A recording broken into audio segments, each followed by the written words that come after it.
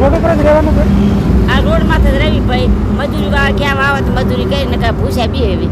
બરાબર, એવું છે. હા, ગરીબ માણસો છે એવી પહેલા. અમે એવા લોકોની મદદ કરીએ છીએ. તમે રોડ ઉપરથી અમને જાણકારી મળી એક અતુલભાઈનો કોલ આવેલો કે એક પરિવાર અહીંયા આવી રીતનું રહે છે, એમને મદદની જરૂર છે. તો અમને એવું લાગ્યું કે અમારે તમારી મદદ કરવી જોઈએ, તે માટે અમે સ્પેશિયલ તમને મળવા આવ્યા છીએ. હા, ભગવાન તો સુખી રાખે. શું નામ છે પહેલાં તો તમારું? મારું નામ જવજીબેન. સૌજીબેન, હા, સુરેન્દ્રનગર. સુરેન્દ્રનગર. હા, ગરીબ બહુ માણસો છે એમ. કંઈ વાંધો નહીં. અમે તમારા જેવા લોકોની મદદ કરીએ છીએ. અને પરિવારમાં કોણ કોણ છે? પરિવારમાં મારા 3 દીકરા છે, 2 દીકરીઓ છે અને 2 જણા એમ છે. મારો ડોહો બાપો ખાટલે પડે છે ભાઈ. એમ પૈસા વગર દવાખાના નથી લઈ જતા. અમારે રવા ઘર નથી. બરાબર, ઘર નથી રહેવા. ઘર નથી. અમારે સંકટ બહુ છે ભાઈ માથે. કંઈ વાંધો નહીં. અમે તમારી સાથે છીએ. અમે તમારા જેવા લોકોની મદદ કરીએ. જેમને અમે જોયું કે તમે પહેલાં તો તમારે કોઈ રહેવાનું ઘર નથી. અહીંયા તમારે પુલ નીચે જ અહીંયા ખાટલો વાળીને રહેવાનું હા, અને સુવાનું. કુવાનું હોય નહીં ભાઈ. અહીંયા કોઈ ગાડી માથે ચડાવી દીધું હોય તો રાતે આ બધું અમે ઝૂંપડી કરી હતી ને, ઝૂંપડી ને સામાન બધું લઈને વયા ગયા. કોઈ 2 દાન સામાન મેં કે 2 દાન સામાન ને ઝૂંપડી ને રૂગડા ને કાગળ ને લાકડા ને બધું લઈને વયા ગયા. એ કોઈ ચોરી ન હોય ગયું. હા, સોની બધું હોય ગયું. બધું એટલે પછી તમારે અહીંયા રહેવું પડે. પછી અહીંયા અમે ઉતર્યા. બરાબર. આ નાની એવી ઝૂંપડી બનાવીને અહીંયા આ ખાટલાને સાયો કર્યો. ખાટલો બચારા ભાઈ મજૂરી વાળવાનો છે. ખાટલો પણ તમારો નથી? ના ભાઈ, અમારે કઈ નથી પહેલા. બરાબર. તો અમે આવ્યા છીએ તમારી મદદ કરીને જ જઈશું. મારું નામ મેનુભાઈ છે, નિલેશભાઈ છે. અમે એક ગ્રુપ ચલાવીએ છીએ, સંસ્થામાંથી આવીએ છીએ, લાઈફ હેલ્પર ફાઉન્ડેશન. એમાં તમારી જ જેવા લોકોની મદદ કરતા હોઈએ છીએ. અમને આજે એક કોલ આવેલો અતુલભાઈનો કે એક પરિવાર અહીંયા એવો રહે છે જે ફૂટપાથ ઉપર, તો એમને મદદની જરૂર છે. તો એમને જે તમારાથી મદદ થાય એ કરો. તો અમને એ માટે તો અમે એમનો આભાર માનીએ છીએ કે એમણે કોલ કર્યો અને અમે તમારી મદદ માટે પહોંચ્યા. રાશન ભરાવી દઈએ તમને, તો તમારે મહિનોથી ઉપર ચાલે. બરાબર. તો લઈ લેતો પેલું રાશન. લો બા મૂકી દો. આ રાશન છે તમારે 1 મહિના ઉપરથી ચાલી જશે, મહિનો 1.5 મહિનો. સ્પેશિયલ અમે એમાં બધું છે, તેલ, મરચું, લોટ, દાળ, ખાંડ, ચા, એવું બધું તમારે મહિનો 1.5 મહિનો આરામથી ચાલી જશે. બસ અમે આ જે બધું થતું હોય, અમે તો ખાલી એક માધ્યમ છીએ, લોકો દ્વારા થતું હોય છે. લોકો અમને સપોર્ટ મોકલતા હોય છે. અમે તમારી જેવા લોકોની મદદ કરતા હોઈએ છીએ જેમને ખરેખર મદદની જરૂર છે. તો અમને એવું લાગ્યું કે નહીં, તમારી પરિસ્થિતિ જોતા તમે જે આ પરિસ્થિતિમાં બહાર રહો બેન, એ જ બહુ મોટી વાત છે. અહીંયા રહેવું તો આ કેટલો તડકો છે ને તમે જે અહીંયા રસોઈ પણ અહીંયા જ બનાવીને ખાવાનું. આ જ બને તારો ઘર સાપરું વગર છે ને. દેહમાં સા ઘર નથી ભલે. આમાં ગરીબ માણસો છે. દેહમાં પણ ઘર નથી. દેહમાં ઘર તો નથી. અહીંયા તમારે રહેવું હોય વીએમસીમાં ગવર્મેન્ટ દ્વારા, તો ત્યાં પણ એક સુવિધા આપે છે. તમારે રહેવું હોય તો અમે તમને કરાવી આપીએ. તમારે ભાડા ભતી માંગ અમારે નહીં ના, તમારે ભાડું કંઈ નહીં દેવાનું, ખાલી એમ જ રહેવાનું એમ. તો અમે તમને તમારે રહેવું હોય તો અમે સુવિધા તમને કરાવી આપીએ છીએ. બસ લોકોને પછી એ જ અમારે કહેવાનું હોય છે કે આવા લોકો તમે જે અમને કંઈ પણ મોકલતા હો કે કંઈ પણ કોલ કરતા હોય, તો આવા લોકો સુધી અમને પહોંચાડી જાય છે જેમને ખરેખર મદદની જરૂર હોય. તો જ એ માટે જ અમે તમને કહેતા હોઈએ છીએ કે વિડીયો શેર કરો, તો અમે આવા લોકો સુધી પહોંચી શકીએ. તો આ ભાઈએ જ અમને કોલ કરેલો, અતુલભાઈએ. થેન્ક યુ અતુલભાઈ. અમે આવા લોકો, તમે કોલ કર્યો અને અમે આ બેન સાથે પહોંચ્યા અને એમની પરિસ્થિતિ જોઈ તો ખરેખર અમને એવું લાગ્યું કે નહીં, આવી અમારે મદદ કરવી જોઈએ. જે પરિસ્થિતિમાં રહે તો કોઈ વર્ણન તો નથી થાય એમ, જે આ બા જે પરિસ્થિતિમાં રહે, તો અમારથી જે મદદ થાય એ બાને મદદ કરી છે. અને બસ તમે જો તમને વિડીયો પસંદ આવે તો તમારા દરેક ગ્રુપમાં શેર કરજો.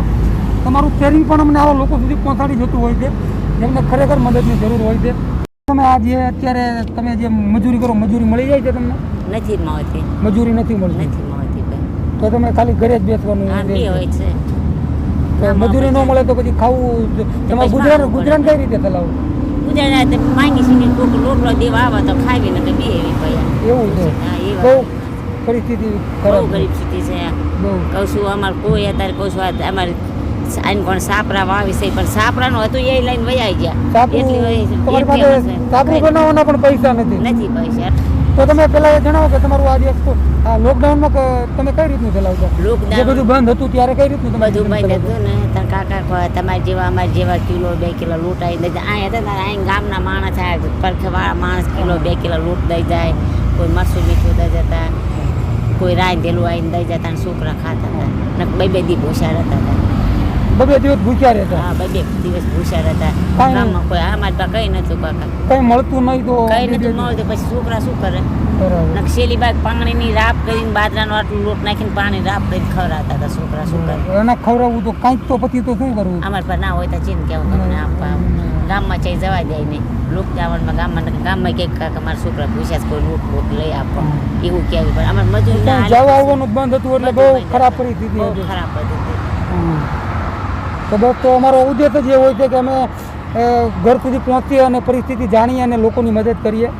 તો બસ એટલું જ કહેવાનું કે જે લોકો જોઈ રહ્યા છે એમને પણ કે જો તમે બાદ કઈ પરિસ્થિતિમાં રહે આ પરિસ્થિતિમાં પણ હવે એમની પાસે ભાઈએ જણાવ્યું કે કંઈક ખાવાનું હોય તો બધે દિવસ ભૂખ્યા પણ રહે છે. તો આપણે માનવતાની ખાतिर આપણે જે પણ મદદ થાય આપણે બાની મદદ કરવી જોઈએ. તો અમારથી જે અમે બાને રાશન ભરાઈ દીધું કે મહિનો 1.5 મહિને બાને અને આગળ પણ હવે જે પણ હશે એ અમે મદદ કરતા રહીશું.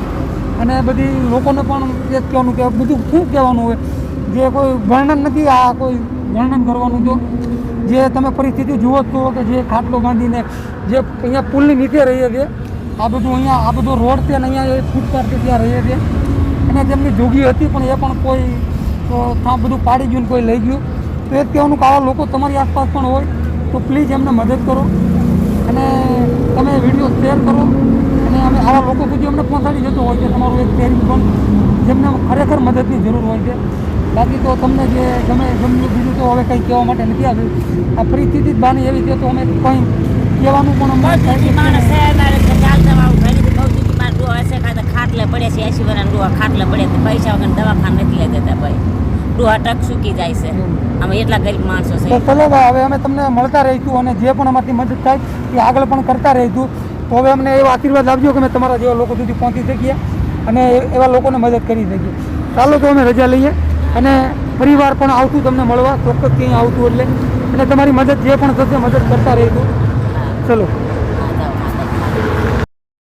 અમે જોયું તે પ્રમાણે મિત્રો કે બા કઈ પરિસ્થિતિમાં રહેતા હતા અને અમને એક જાણકારી મળી હતી. અતુલભાઈએ અમને કોલ કરેલો કે એક પરિવાર અહીંયા આવી રીતનું રહે છે.